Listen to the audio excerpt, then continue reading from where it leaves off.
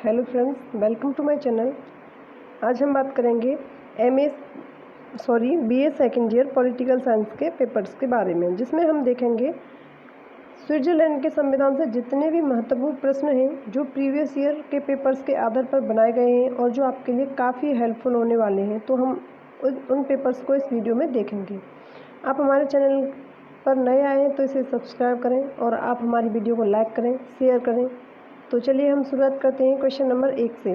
Question number 1 है, स्थायी तटस्थता किस संविधान की विशेषता है? तो स्विट्जरलैंड के संविधान की प्रमुख विशेषता मानी जाती है स्थायी तटस्थता। क्वेश्चन नंबर 2 देखते हैं, संघीय शासन ने नवीन संशोधन को स्वीकार करने का अधिदेश कब जारी किया? तो स्विट्जरलैंड के संघीय शासन ने 18 दिसंबर 1998 को नवीन संविधान को स्वीकार करने का अधिदेश जारी किया। अगला क्वेश्चन है, स्विस संविधान के अध्ययन के महत्व के 2 कारण बताइए। तो स्विस संविधान विश्व का सर्वाधिक प्राचीन गणतंत्र है और स्विस संविधान राजनीतिक व्यवस्था का आदर्श प्रतीक है। अगला क्वेश्चन देखते हैं, स्विट्जरलैंड में कितने पूर्ण कैंटन और अर्ध कैंटन हैं? तो इसमें स्विस संघ में 20 पूर्ण कैंटन है तथा 6 अर्ध कैंटन है, अर्थात कुल 23 कैंटन है। यहाँ कैंटन राज्यों को कहा जाता है। प्रत्येक कैंटन को संघीय संसद के द्वितीय सदन अर्थात वहाँ के उच्च सदन में प्रतिनिधि भेजने का अधिकार 2 प्रतिनिधि भेजने का अधिकार है। वहीं अर्ध कैंटन को 1 प्रतिनिधि भेजने का अधिकार है। और आगे हम देखते हैं, संविधान संशोधन के समय पूर्ण कैंटन का 1 मत तथा अर्ध कैंटन का आधा मत गिना जाता है। अगला क्वेश्चन हम देखते हैं, स्विस संविधान में संशोधन के प्रसंग में पूर्ण कैंटन और अर्ध कैंटन की स्थिति में क्या अंतर है? तो इसका उत्तर है, स्विस संविधान में संशोधन पर लिए गए लोक निर्णय में अर्ध कैंटन का मत केवल आधा गिना जाता है, जबकि पूर्ण कैंटन का मत 1 समझा जाता है। अगला क्वेश्चन हम देखते हैं, स्विस संविधान में कितनी तरह के संशोधन किए जा सकते हैं? तो इसका आंसर है, स्विस संविधान में 2 प्रकार के संशोधन किए जा सकते हैं। एक होते हैं पूर्ण संशोधन और दूसरे होते हैं आंशिक संशोधन। तो अगला क्वेश्चन देखते हैं हम, स्विट्जरलैंड के संविधान में किए गए संशोधनों का किसके द्वारा अनुमोदन होना आवश्यक होता है? स्विट्जरलैंड में जो संविधान के लिए संशोधन होते हैं, संशोधनों का बहुसंख्यक कैंटनों द्वारा तथा उनकी जनता के बहुमत द्वारा अनुमोदन होना आवश्यक है। अगला क्वेश्चन हम देखते हैं, स्विस संविधान में तिहरी नागरिकता का वर्णन कीजिए।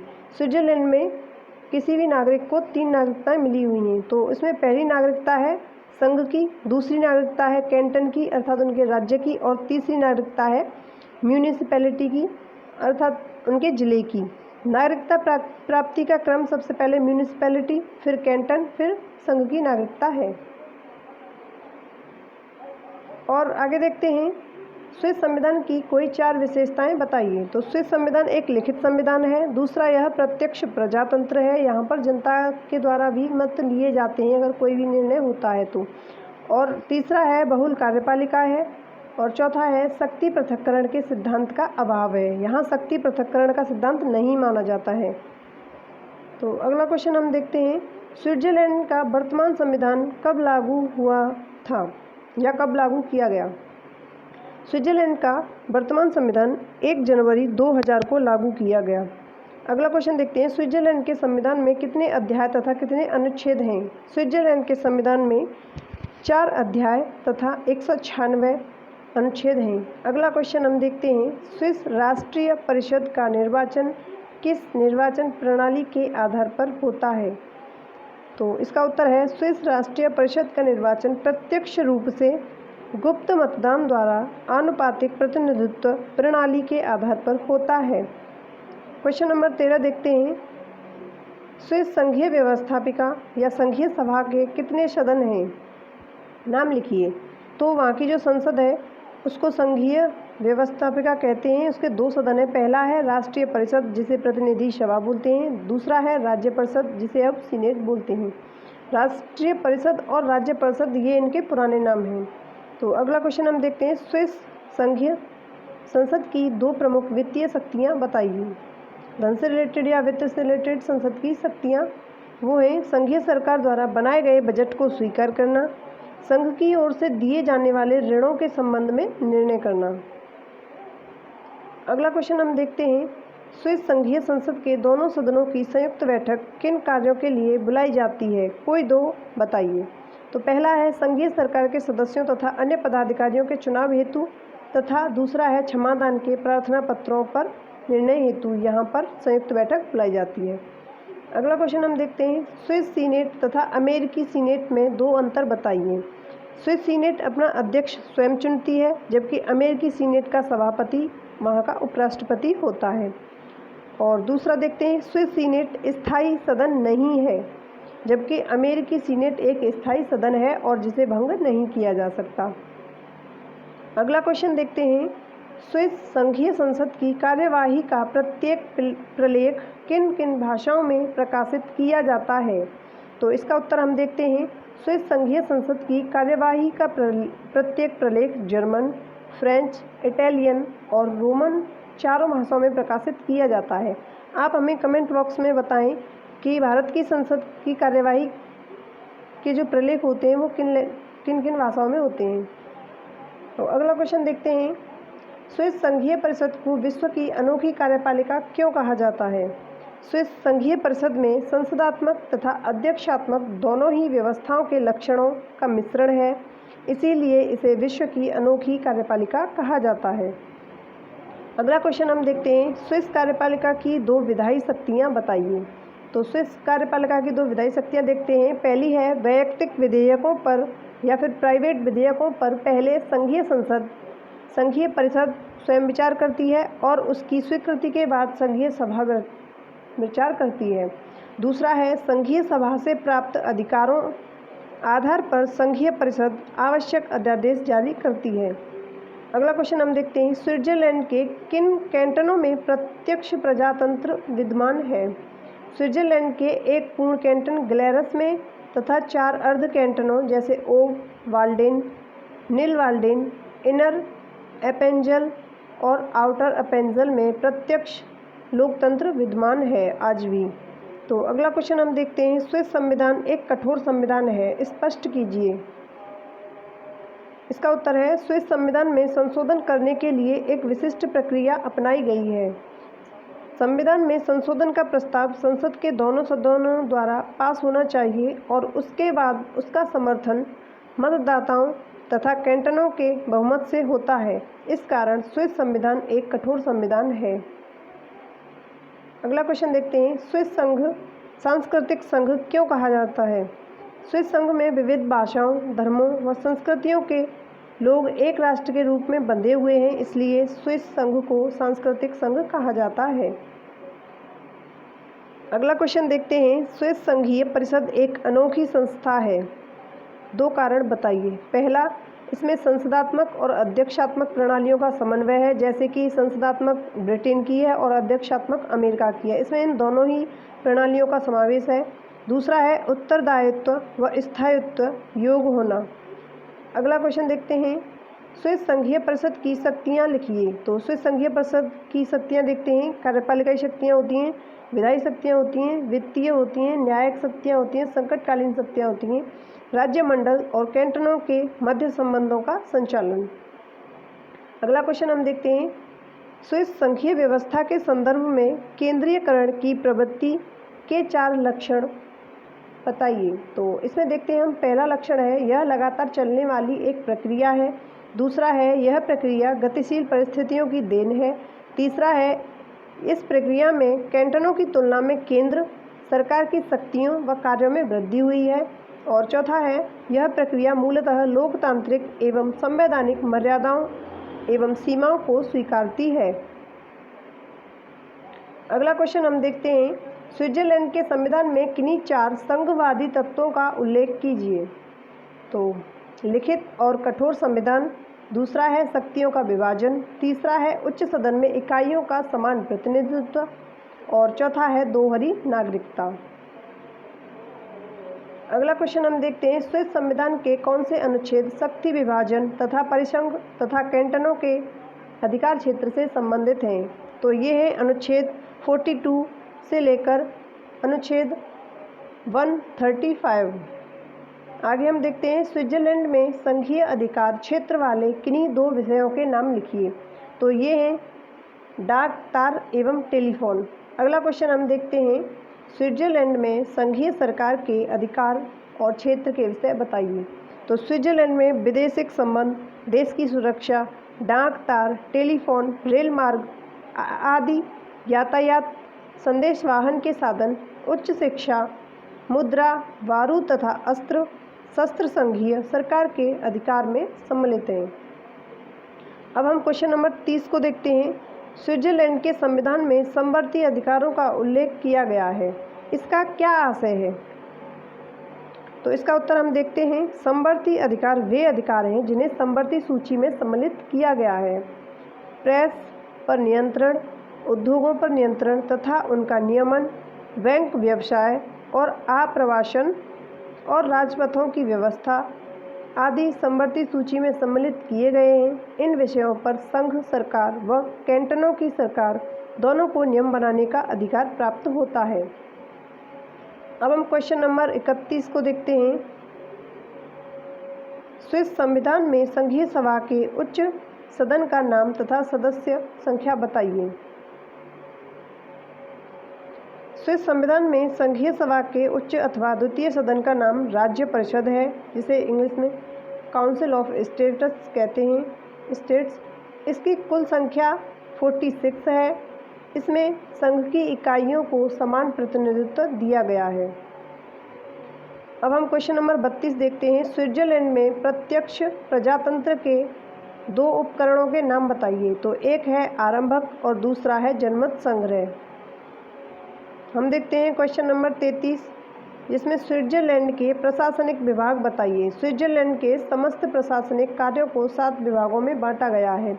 तो इसके जो 7 विभाग हैं वो हैं राजनीतिक विभाग, न्याय पुलिस विभाग, गृह विभाग, सेना विभाग, वित्त तथा प्रशुल्क विभाग, सार्वजनिक अर्थ विभाग तथा डाक और रेल विभाग। अगला क्वेश्चन हम देखते हैं, संघीय न्यायाधिकरण के प्रशासनिक अधिकार क्षेत्र बताइए। संविधान की धारा 133 द्वारा संघीय न्यायाधिकरण को प्रशासनिक क्षेत्र में निम्न अधिकार दिए गए हैं। पहला है प्रशासनिक अभियोग से संबंधित विवाद, दूसरा है सरकारी कर्मचारियों की कानूनी क्षमता संबंधी विवाद, तीसरा है रेल प्रशासन संबंधी विवाद और चौथा है करारोपण टैक्स से रिलेटेड संबंधी प्रशासनिक विवाद।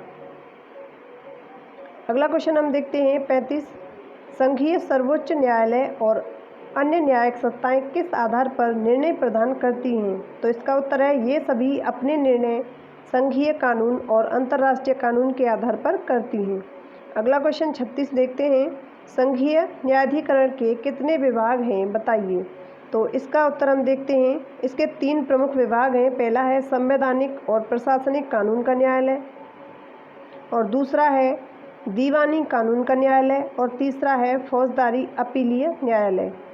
क्वेश्चन नंबर 37 देखते हैं, सर्वोच्च न्यायालय का मुख्यालय कहाँ स्थित है। तो संघीय सर्वोच्च जो न्यायालय है स्विट्जरलैंड का, उसका मुख्यालय वार्ड कैंटन की राजधानी लाशेन नगर में है।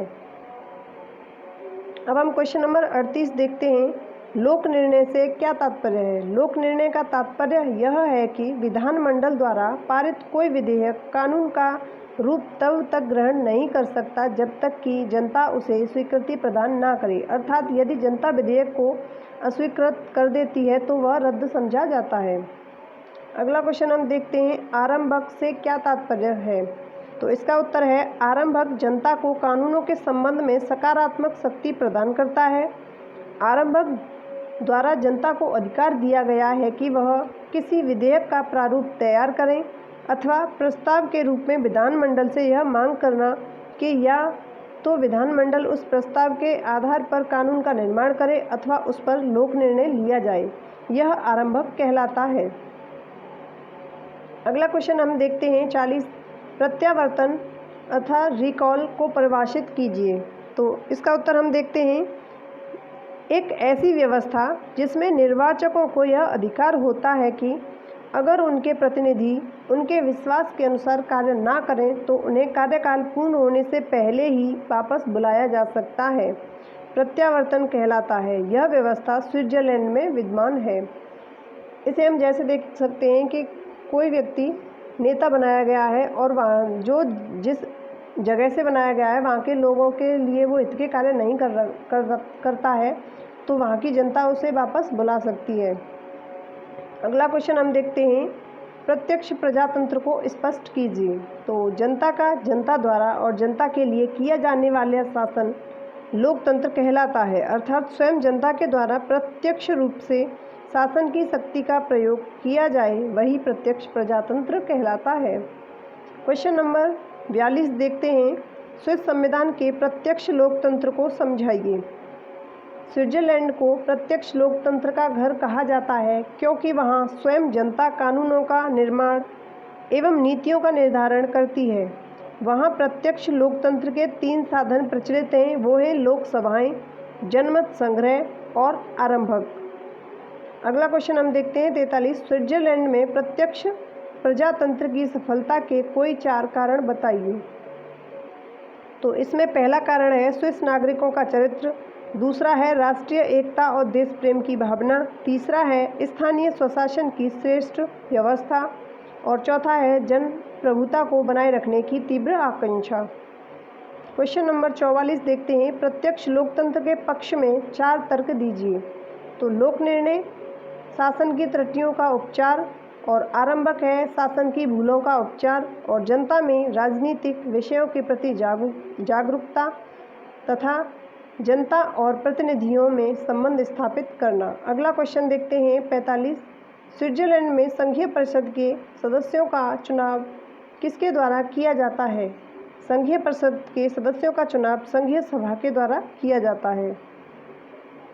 अब हम देखते हैं क्वेश्चन नंबर 46, प्रारंभिक सभाएं या लैंड्सजीमेन क्या है? 20 वर्ष या अधिक आयु वाले प्रत्येक स्त्री पुरुष को वर्ष में एक बार या आवश्यकता पड़ने पर अधिक बार वाद विवाद में भाग लेने तथा मत देने का अधिकार है। इस सभा को ही स्विट्जरलैंड में लैंड्सजेमा या फिर लैंड्सजीमेन या प्रारंभिक सभाएं कहा जाता है। अगला क्वेश्चन हम देखते हैं, स्विस राज्यमंडल के राष्ट्रपति का निर्वाचन कौन करता है? तो इसका उत्तर है स्विस संघीय संसद के दोनों सदन अपनी संयुक्त बैठक में संघीय सरकार के सदस्यों में से ही एक अध्यक्ष का चुनाव 1 वर्ष के लिए करते हैं। संघीय सरकार का अध्यक्ष ही स्विस राज्यमंडल का राष्ट्रपति होता है। अगला क्वेश्चन हम देखते हैं, स्विस राज्यमंडल के राष्ट्रपति की किन्हीं 2 कार्यों को बताइए। तो पहला कार्य है स्विस राष्ट्रपति विदेशी राजदूतों का स्वागत करता है और उनके परिचय पत्र स्वीकार करता है। दूसरा है संघीय संसद द्वारा पारित विधेयकों पर अपने हस्ताक्षर करता है। अगला क्वेश्चन हम देखते हैं, स्विस दलीय प्रणाली की 2 विशेषताएं बताइए। तो स्विट्जरलैंड में बहुदलीय प्रणाली पाई जाती है। स्विट्जरलैंड में विरोधी दलों का अभाव पाया जाता है क्योंकि स्विट्जरलैंड में जो बहुदल हैं उन्हीं दलों में से सदस्यों जो उनकी कार्यपालिका बनती है तो उनमें सभी दलों के सदस्य शामिल होते हैं। अगला क्वेश्चन हम देखते हैं, बहुल कार्यपालिका किस देश में है? तो वह स्विट्जरलैंड में है। अगला क्वेश्चन हम देखते हैं, बहुल कार्यपालिका से आप क्या समझते हैं? इसका उत्तर है स्विट्जरलैंड में कार्यपालिका शक्ति 7 सदस्यों की एक संघीय सरकार को प्रदान की गई है और संघीय सरकार के इन 7 सदस्यों की शक्तियां बिल्कुल समान हैं। इसी आधार पर इसे बहुल कार्यपालिका कहा जाता है। क्वेश्चन नंबर 52 देखते हैं, स्विट्जरलैंड एक धर्मनिरपेक्ष राज्य है, स्पष्ट कीजिए।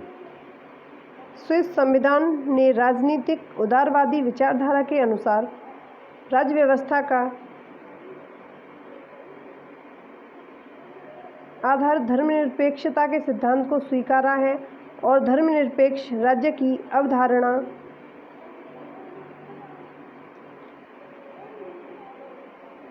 धर्मनिरपेक्ष राज्य की धारणा के अनुरूप ही संविधान धार्मिक आधार पर नागरिकों में कोई भेद नहीं करता और किसी धर्म के अनुयायी नागरिकों को विशेष अधिकार प्रदान नहीं करता। सभी नागरिकों को अंतःकरण एवं धार्मिक विश्वास के पालन की पूर्ण स्वतंत्रता है। अगला क्वेश्चन देखते